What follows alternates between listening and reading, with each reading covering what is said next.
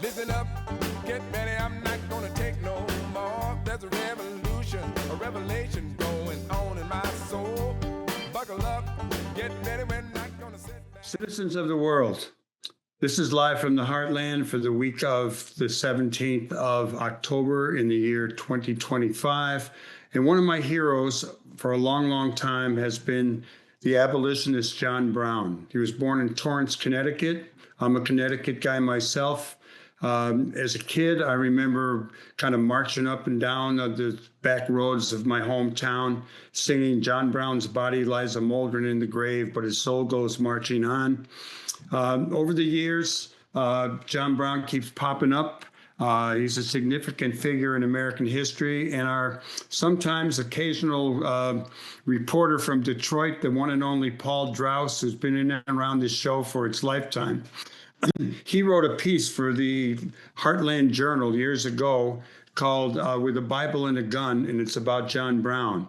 And he wrote it when he was associate professor at Grinnell out in Iowa. And John Brown, after some of his activities in Kansas, was in Iowa. And so I'm going to turn it over to Paul to give us a little bit of a history lesson on the one and only John Brown. What it means for today probably will come into this discussion. Hello, Paul. Good morning. Hey, Michael. Good to see you. Happy October. This is October 15th. And so I think this time of year always gets me thinking about old John Brown, because October 16th was the date of the infamous raid on Harper's Ferry, Virginia, which lasted 2 days. It was also the day of my wedding, which I know you remember well because you helped deliver the bride to the wedding site.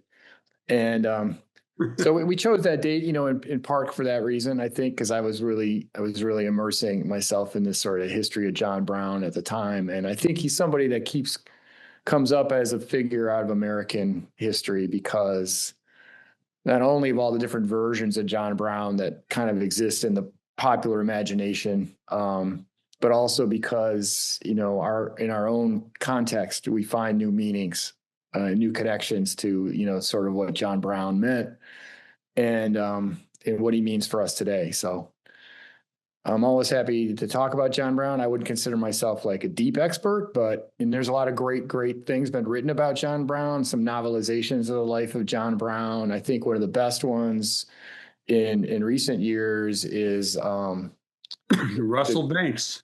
Well, Russell Banks, Cloud Splitter, but even more recently was I think the Good Lord, what was the one by James McBride? I know you read it as well. The Good Lord Bird. That was. They made a mini series on Showtime starring Ethan Hawke as John Brown. Actually, he did a really fantastic job playing John Brown, and kind of capturing these different aspects of Brown, because the way he was portrayed when I was young was just this kind of crazy guy, right? This as a kind of an insane figure who was a fanatic, right? A fanatic in his cause, which was the cause of the abolition of slavery. And, I think, critical evaluations or reevaluations of Brown have found that, that was kind of a convenient way to view John Brown, was to look at him as being, someone who was insane, right? Because that allows you to sort of miss the seriousness and the cohesiveness of his thought and his purpose. And one of the things I learned, in part as a result of sort of spending time in Iowa, I learned that, in Grinnell, Iowa is named after Josiah B. Grinnell, who was an abolitionist as well. He had sheltered John Brown when he was moving back and forth between Kansas in the East, which he would often do because he was on like a fundraising, always on a sort of a fundraising campaign to support his abolitionist efforts, fighting in sort of bleeding Kansas at that time in the 1850s. And he had wintered in Grinnell one year, and it was sort of training these kind of like troops he had, this little motley crew he had gathered together that eventually participated in the raid on Harper's Ferry, which was Also fascinating thing to learn about too, a couple of them were Iowa kids, there were some Quaker kids, there were some African-American former slaves, some free African-Americans, a real kind of range of people that ended up joining Brown in the raid on Harper's Ferry. And I think there were 19 in all. Most of them were killed, but a few did get away, including his son Owen was one of the survivors. But two of his other sons, I think, were killed that day.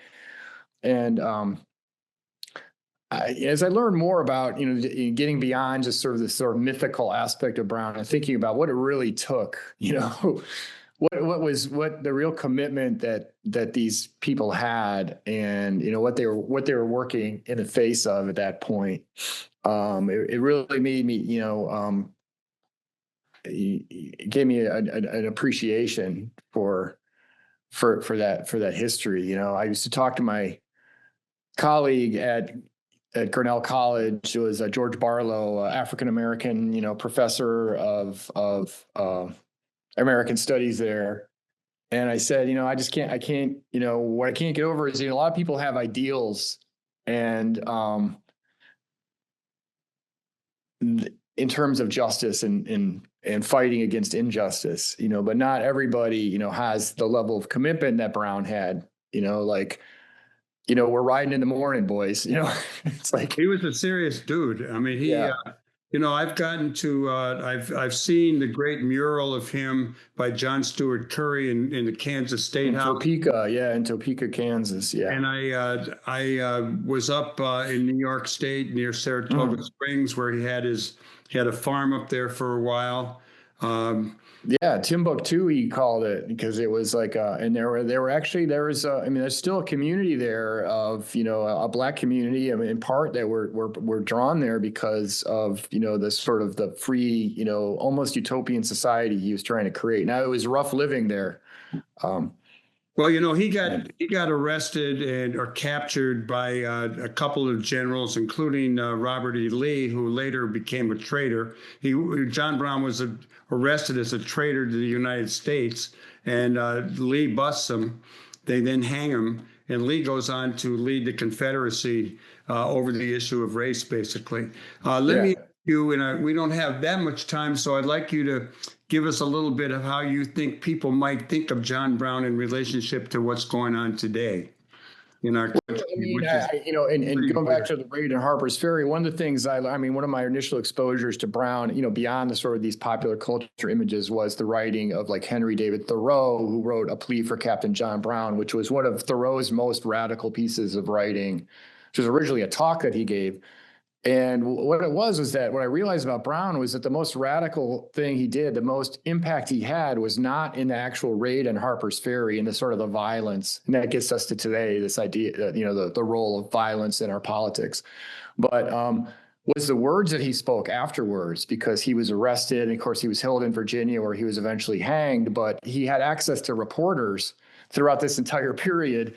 And he just delivered this eloquent indictment of racial slavery in the United States that was galvanizing. And so this is why, he was called cloud splitter. That was a term that came from Frederick Douglass, who said that it was John Brown who split the clouds, because before that time period, there was a lot of obfuscation, like, oh, well, slavery's bad, but, we don't want to, be too radical and so on. And after John Brown, it was like, no, something has to be done here. Sorry, I'm trying to get my lights to go back on in this room I'm in.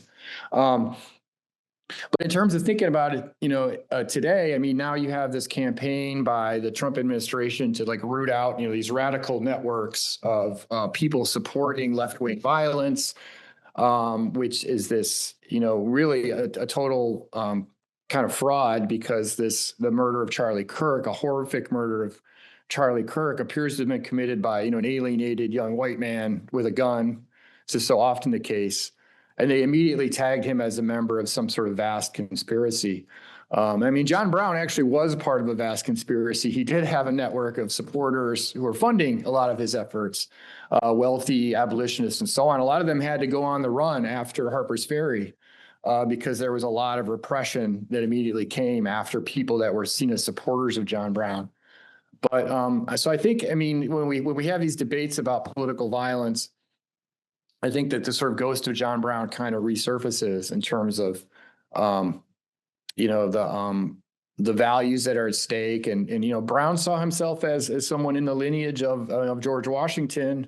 You know, he was both biblical in his sources, but also constitutional. He thought the United States had drifted away from its constitutional purpose, and that his job was to, you know, to bring it back to become the United States that he believed in and that his ancestors had fought for in the Revolutionary War and so on. And so I think, you know, we're still in a lot of ways fighting that battle today about what it is that America is really supposed to be about, you know?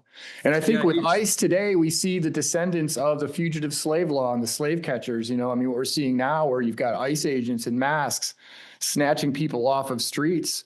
I mean, this is like what happened after the Fugitive Slave Act was passed in 1850, which was another, you know, sort of galvanizing, you know, legal event that made John Brown more radical, because it's like, if they're going to come and snatch people off streets and return and put them in slavery, even if they were never enslaved, we have to become more radical in opposition to that. And so I think it raises a lot of questions today.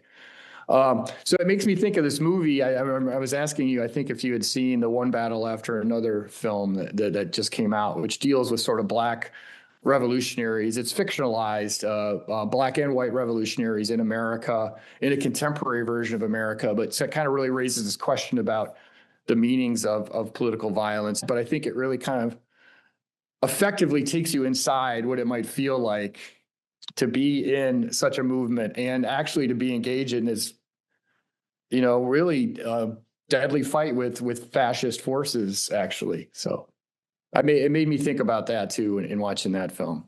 I haven't seen the movie yet. I will, and maybe we'll get a longer review from you. I do like that you brought up the Constitution, because while we have someone now wiping whatever with the Constitution, John Brown was a dedicated American who believed in the Constitution. Yeah. And something I remember from your great article, and we're going to try to figure a way to get it out to people. Maybe all the Heartland journals should get scanned and be available. Knock on wood, that might happen. But one of the things you said in that article, and it was probably attributed to someone else than John Brown, but treason to whiteness is loyalty to humanity. I really like that, Paul. Yeah. So give us a parting shot on John Brown and how to keep our spirits up as we go forward, losing battles, but with an ultimate victory in our sights. Well, yeah, I mean, that's that idea of one battle after another. I mean, in a way, that's all our history is, right? But I think the way I ended that article back then was that, you know, maybe we should do less quoting of King. We should spend less time quoting King and spend more time being Brown. And, you know, but what does that mean to be Brown, to be John Brown, to actually act out on your principle? That was a question that Thoreau raised. It's not that everybody should engage in violence, but it's like, what does it mean to actually follow your principles to the point of action? That's the question that Brown raises for us. Here's what you said. Mark stamp a holiday and is quoted by those who seek to end affirmative action. Maybe it's time to stop quoting King and start being Brown. Paul Draus, professor up there at Eastern Michigan. It's great to see you. University of Michigan, Dearborn. I apologize. University of Michigan, Dearborn. Yeah. You're a hell of a guy, and we'll have you back on Live from the Heartland next month. Get ready. Thanks, Michael. See you later. Okay, everybody.